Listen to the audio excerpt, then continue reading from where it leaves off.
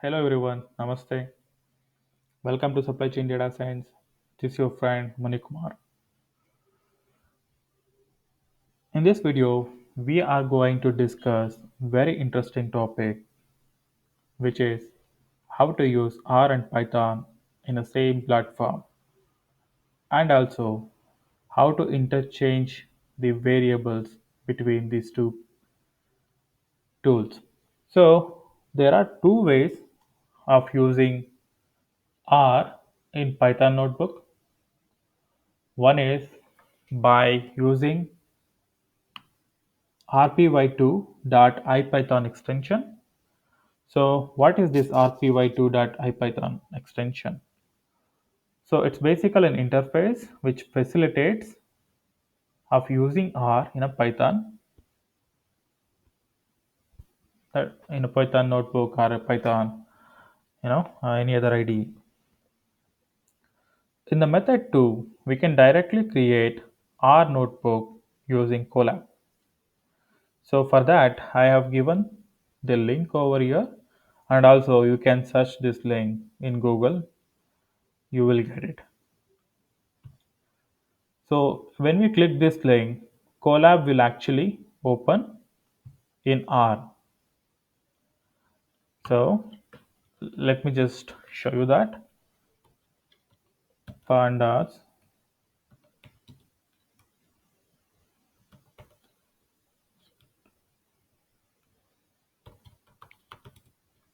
import pandas as PD, right? Let me execute that. Definitely it will throw us error. Instead, if I say library ggplot2, it will execute. Right. So this is actually R notebook. This is not a Python notebook. So this method has some technical issues. If you try to mount the Google Drive to this notebook, it won't let you do that. It will say that it is possible only for Python runtimes. You can do that by using some, jugaad. You need to, uh, you know, add some syntax to get that done. But I would suggest you better drop this option. We can go back to our method 1, which is by using rpy2.ipython extension. So the first step is we need to call this extension that. So since I already imported this extension to this notebook, it is showing already loaded, otherwise it won't show this. So okay, the next syntax is, if you want to filter the warnings, then you can use this syntax, and you can ignore the warnings in the upcoming executions. So once we successfully imported the rpy2.ipython extension, if we want to use R in this Python cells or Python notebook, then we need to mention double percentage R before writing any other syntax. So that's why I have written double percentage R here, and I'm gonna check which version by default Colab is actually using. So which is 4.0.4, and which is launched in February 2021. So it is quite new. So we can also see which are all the packages installed by default in Colab, R packages. So most of the major projects have been uh, you know embedded here, so you don't need to install those packages again. So in some scenarios your desired package may not be available in the standard list. So in that cases you can just install those packages just like you install in RStudio. Even if you don't call this repository cranstudio.com, it will be fine. It will execute. So I'm installing forecast package, which I will use later in this video, and then FPP2. So this is a package which contains some sample data set to practice forecasting. So let's execute this. It will take a couple of seconds. So you can see that it is getting installed. These two packages are getting installed. So now we are ready for the demonstration. We have actually uh, called the R engine over here, and then we installed the required packages. Now let's see. Let's create some. Let's import some of the libraries of Python, pandas, and NumPy. We need these two to create the variables in Python. So I'm going to create two variables x and y uh, using Python. So basically these two are arrays. X. I am going to create this.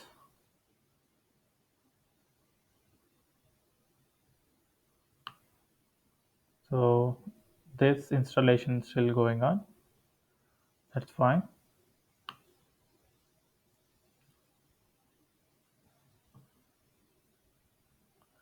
So what I'll do is after I create x, y variables using Python, I'm going to pass this to variable as an input to R functions. Then using this input, I'm going to plot a graph, basic graph using R function. You know that this plot is a basic default function which is available in R, right? So, yep, this is still happening.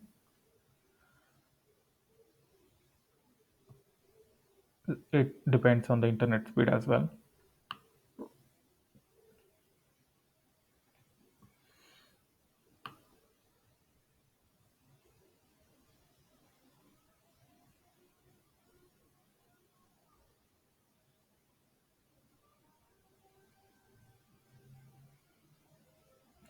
It's done. Great. So we have defined this x and y variables, and now we are passing these two variables to R functions. You can observe one thing. This ixy, this I mean input. Input is x and y. So this is very important. If you do not call this ixy, then you cannot execute this. So now let's execute. Wow. We have successfully used R function inside Python notebook. That's great. Okay, this is a basic graph. Let's not try to modify this, let it be this. But what we understood is we can use R functions inside Python, right? That's more important. Okay, here is the wow factor. We understood how to use R in Python, but this one now we're gonna learn how to interchange variables between R and Python. That means, let's say I created some variables using Python, then I passed those variables to R functions, and then I took the output of that R function again back to Python. Then I use that for further analysis. That's great, right? For example, in my case, when I started uh, supply chain analytics career back in 2016, I guess. Yeah, 2016 17. I started learning R, and then within 6 months, I could able to pick that up, and I built time series forecasting model using R. Right? I still love that work, and I'm great fan of that package forecast, which is created by Rob J. Inman. So I don't want to lose that skill. I would like to use those packages for my time series forecasting. So that's the reason I made this research, and I found that it's possible. I know it is from quite long time, like probably a year to more than year or 2 year. This is uh, being used in Jupyter Notebook probably, but only few people know this. Right. So I did research for 2 days. Then I found out that this is the best and easiest method. Right. That's the reason I made this video, so that it can be helpful for the people like us. So, all right. Let's see how we can interchange variables between R and Python. So, as I mentioned, I would like to use forecasting package of R in Python.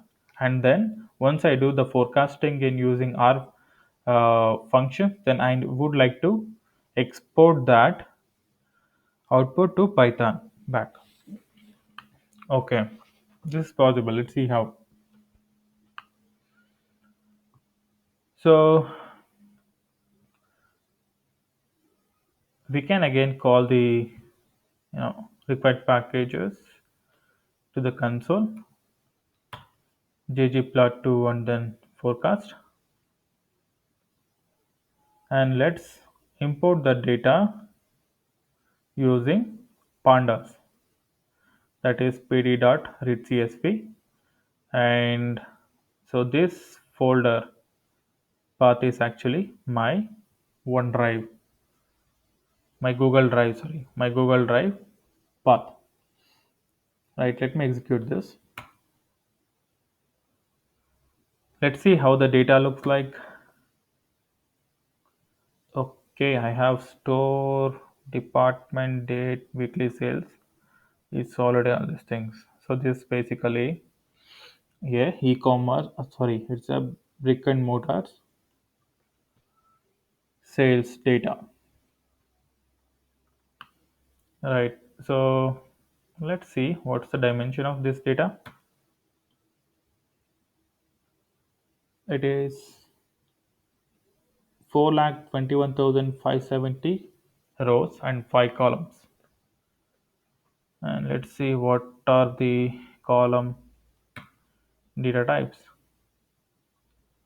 Okay, store is integer, department is integer, date is object. You need to catch this. Date shouldn't be in object. Object is actually generalized format. Date should be always in date and time. So weekly sales is actually float, which is fine, and then is already a boolean. Okay, cool. So we need to convert date from a date column from object format to date time format, which we can do here. So it's very easy. We just need to call pandas dot to date time and then that particular column. Right, that's it. We are replacing the same column with by converting the same column to date and time format. So that is done. Now, if I have to do time series forecasting for this data set, what I have to do? I can I don't want to do date wise forecast. Usually we will do forecast uh, monthly, weekly. So it depends on the business. But in this case, let's try to do forecasting basis month. So that means I need to aggregate this weekly sales per month. To do that,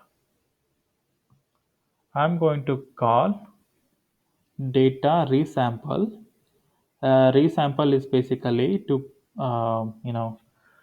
aggregate this date column from day wise to month wise. MS means month start.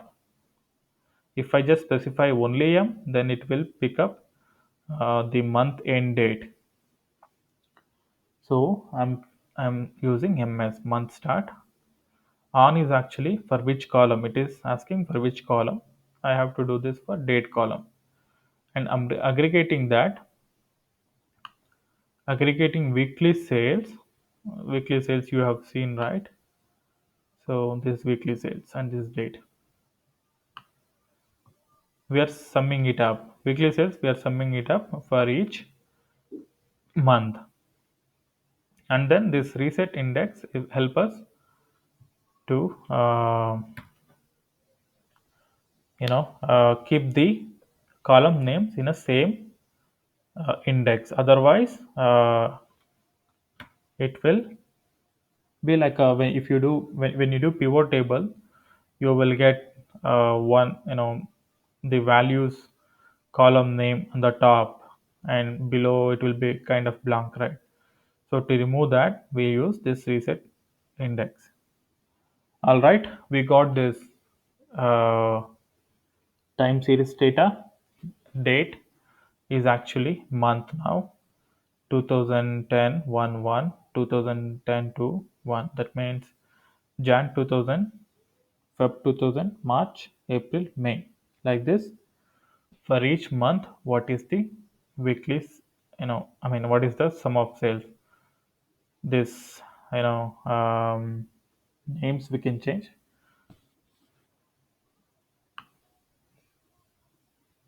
So now, let's not worry about the names. Let's see which is the minimum transaction, which is the minimum data period. So that is actually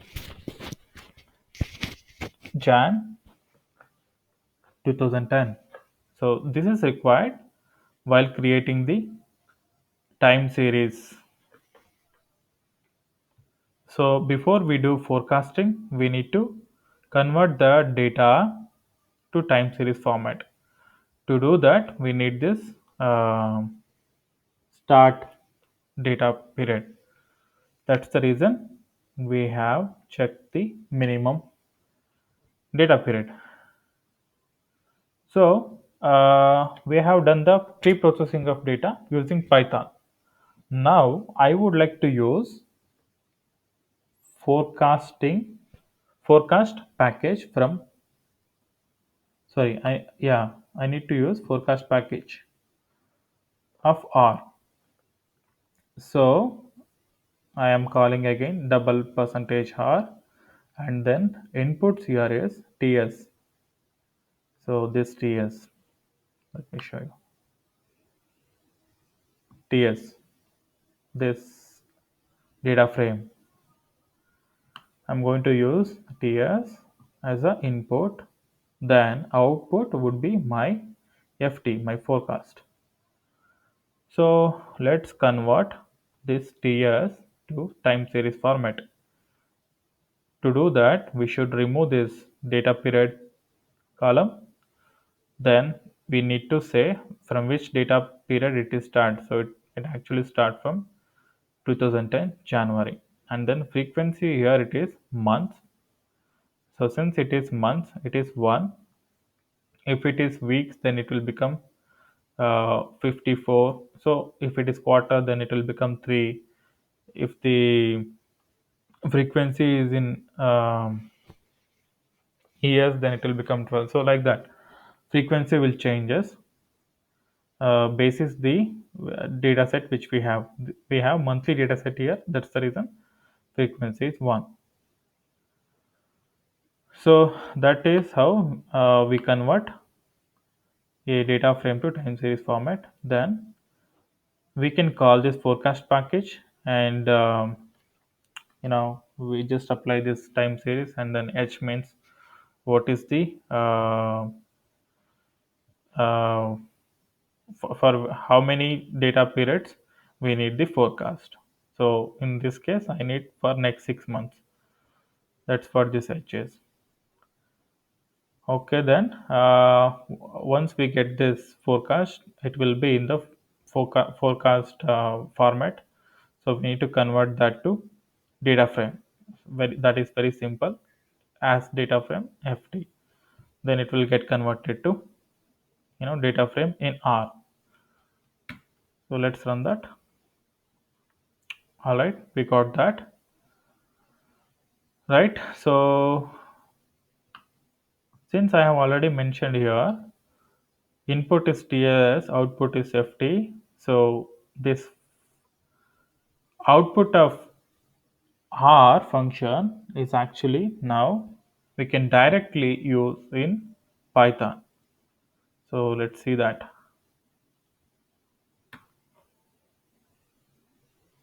See, you can able to generate the forecast using forecast package, and we can view that using Python. We don't need to call anything. We don't need to convert that.